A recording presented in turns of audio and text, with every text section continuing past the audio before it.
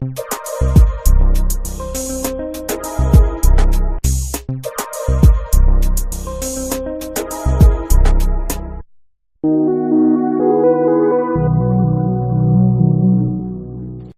thème a pour compétence de base la manipulation de l'appareillage de base d'un ordinateur.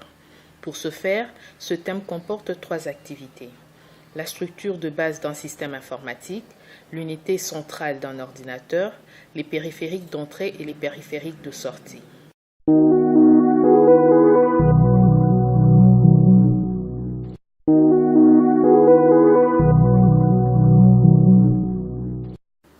À l'issue de cette activité, vous serez capable de définir les concepts ordinateur, unité centrale, périphérique, hardware, software, les clés USB, flash disk, d'identifier les parties d'un ordinateur, de classifier les ordinateurs, d'utiliser un ordinateur.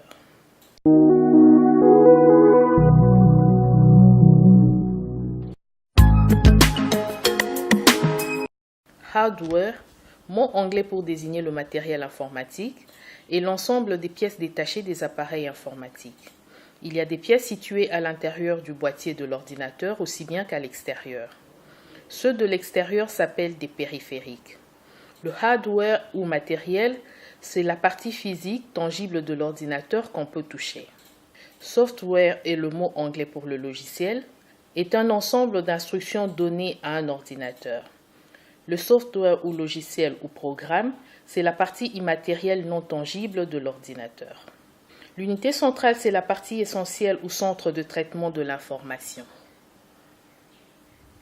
Les périphériques, ce sont des appareils connectés à l'unité centrale pour soit expédier les informations à l'unité centrale, soit pour recevoir les informations de l'unité centrale.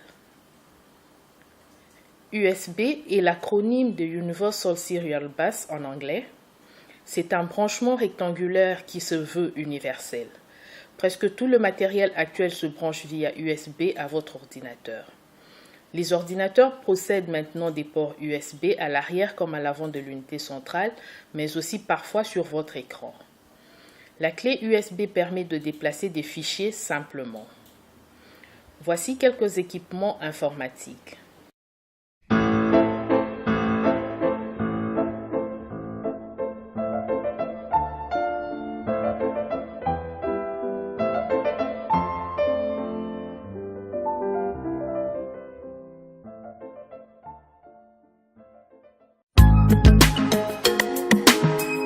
En général, le système informatique est composé de 2 parties, hardware matériel et software logiciel ou programme.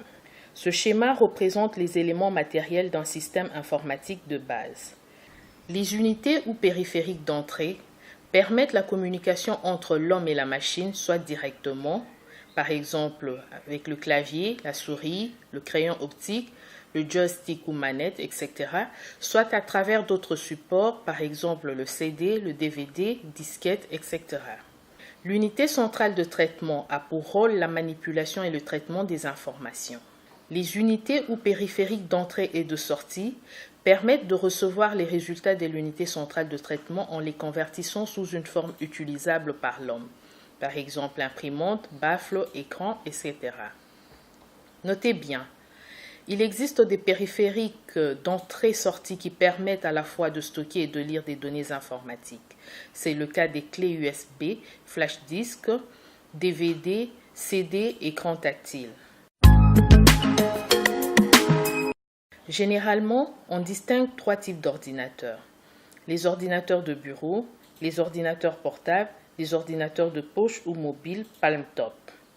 Les ordinateurs de bureau, desktop ou tower, sont ceux qui se posent sur la table de bureau. Ils ne peuvent être transportés et comprennent essentiellement le clavier, l'écran moniteur, unité centrale et souris. Les ordinateurs portables, laptop, sont ceux prévus pour un éventuel transport et leur poids ne dépasse généralement pas 5 kg. Ils ont la particularité d'avoir le clavier et la souris intégrés dans un seul et même boîtier central, ainsi qu'un écran servant de couvercle. Ils sont aussi dotés d'une batterie autonome emmagasinant de l'énergie électrique et pouvant les faire fonctionner pendant une durée de 4 heures. Actuellement, leur modèle récent a la souris intégrée à la surface de l'écran. Les ordinateurs de poche ou mobiles Palm Top. Contrairement aux ordinateurs de bureau, les mobiles permettent une utilisation en déplacement, dans un véhicule, dans l'avion, etc.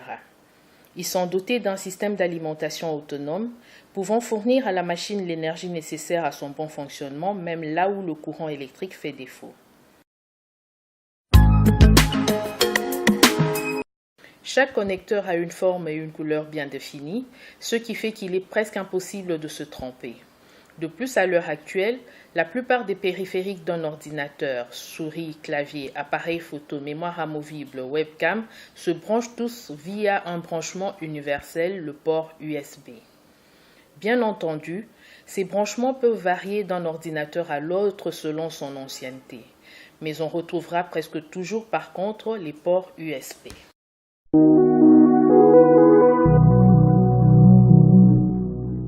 Afin de vous assurer que vous avez bien assimilé la matière, voici quelques exercices et questions auxquels nous vous demandons de répondre dans votre cahier d'exercice. Exercice 1. Définissez les concepts ordinateur et périphérique.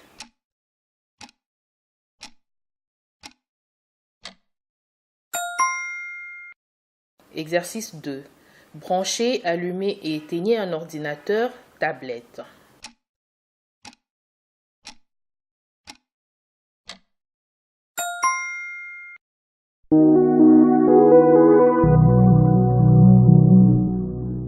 Dans l'activité que nous venons de terminer, nous avons étudié la structure de base d'un système informatique. Dans la prochaine activité, nous allons aborder les périphériques d'entrée d'un système informatique.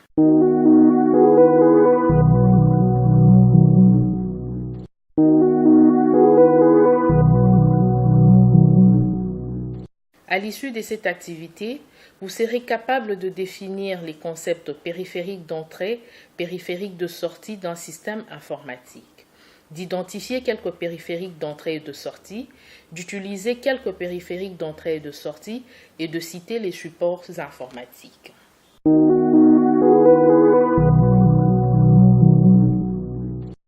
Pour que vous puissiez atteindre les objectifs définis ci-haut, voici la matière que nous mettons à votre disposition en plus des ressources supplémentaires.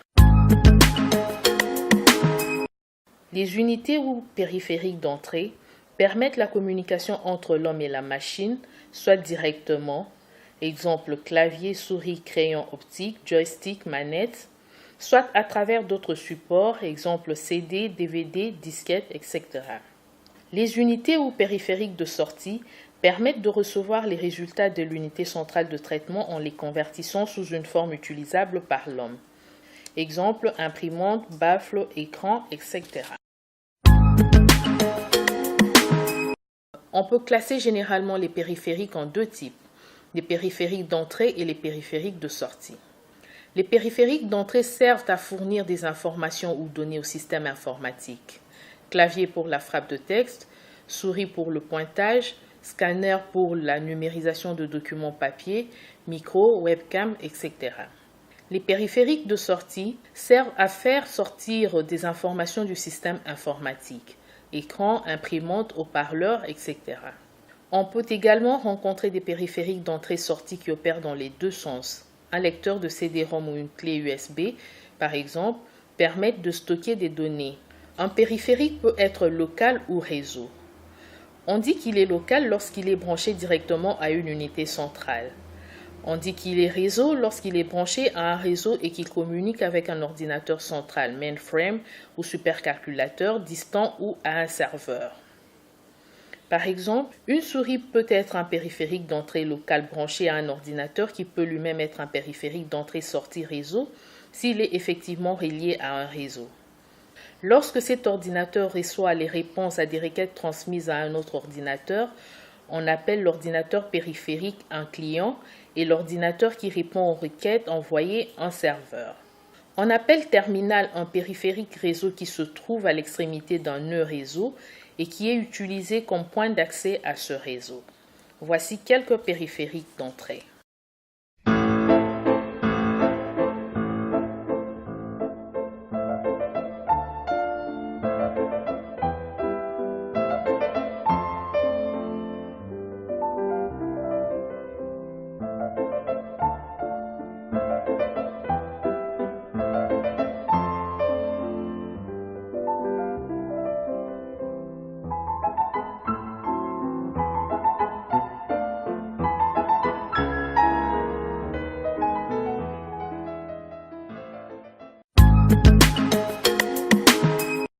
La souris ou mouse en anglais, c'est un outil permettant de glisser avec facilité et de façon rapide sur l'écran. La souris permet de pointer les éléments qui apparaissent sur l'écran de l'ordinateur. Elle permet de piloter l'ordinateur. Les mouvements de la souris contrôlent les mouvements du pointeur ou curseur. La forme du pointeur curseur dépend de l'endroit où il se trouve et de l'action qui est en train de se dérouler. Le terme de curseur est utilisé quand sa forme indique que du texte doit être saisi. Le terme pointeur est le plus approprié. La forme de la main est habituellement utilisée pour indiquer que le pointeur se trouve sur un lien dans une page web Internet. Cliquer signifie presser un bouton. Si l'on vous demande de cliquer sur un élément, vous devez emmener le pointeur sur cet élément, presser le bouton gauche et le relâcher. Un clic droit signifie que l'on doit presser le bouton droit. Double-cliquer signifie presser 2 fois très rapidement sur le même bouton.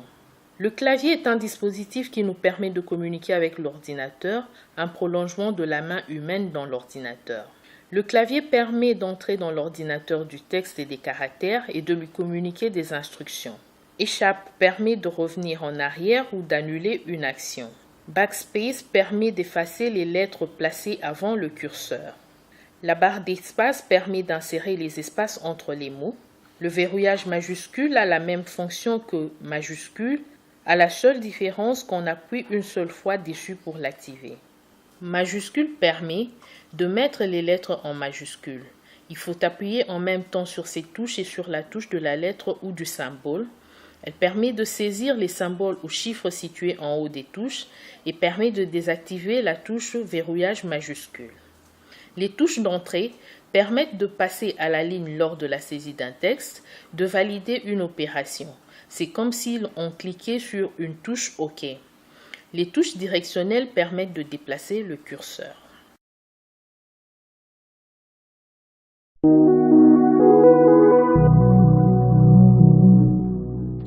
Afin de vous assurer que vous avez bien assimilé la matière, voici quelques exercices et questions auxquels nous vous demandons de répondre dans votre cahier d'exercices. Exercice 1.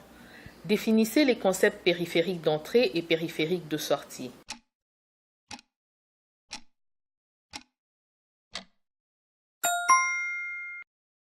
Exercice 2. Brancher, allumer et éteindre une imprimante.